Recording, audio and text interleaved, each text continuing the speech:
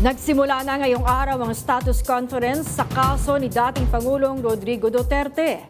Marami naman ang naniniwalang dapat harapin ng dating Pangulo ang kanyang kaso. May umarangkadang balita si Justine Ignacio live. Justine. Umarangkada na nga ang unang status conference ng International Criminal Court o ICC para sa kasong Crimes Against Humanity ni dating Pangulong Rodrigo Roa Duterte. Ilang mamamaya naman ang nagbahayag ng saloobin ukol dito. From the VWS. Tinututukan ng mga Pilipino ang pagdinig sa International Criminal Court kaugnay sa Crimes Against Humanity ni dating Pangulong Rodrigo Duterte. Maraming Pilipino ang naniniwala na dapat harapin ng dating leader ang mga kasong kinakaharap nito. Tulad ni Tatay Carlito Santos na nagsabing dapat na harapin ni Duterte ang kaso. Harapin niya dapat. Lalang marami pang katanungan.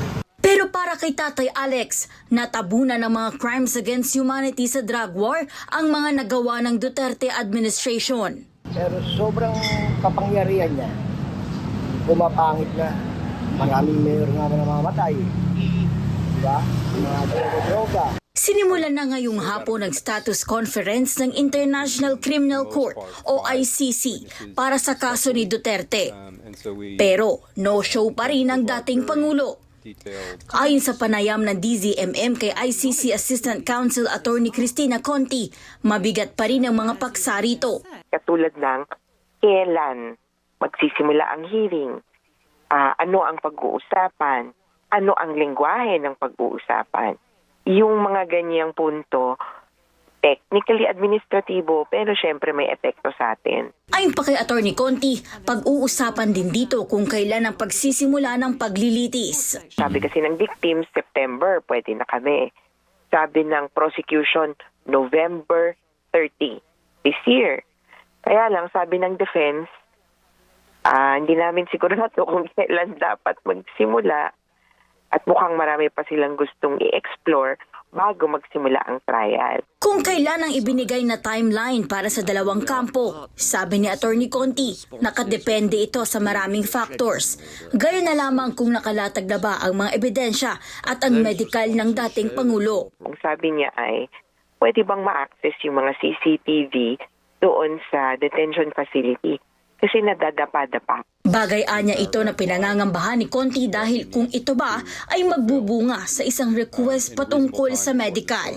Bagay na posibleng makapagpapatagal sa paglilitis. Sakaling hindi fit to stand trial ang dating Pangulo, ayon kay Attorney Conti, mag-a-adjourn ng proceedings. Pero nakadepende pa rin ito kung siya ba ay permanente o pansamantala lamang hindi fit sa trial. However, after the submission of the parties, we had further consultation. Katatapos lamang ng live stream ng ICC alas 5:30 nitong hapon.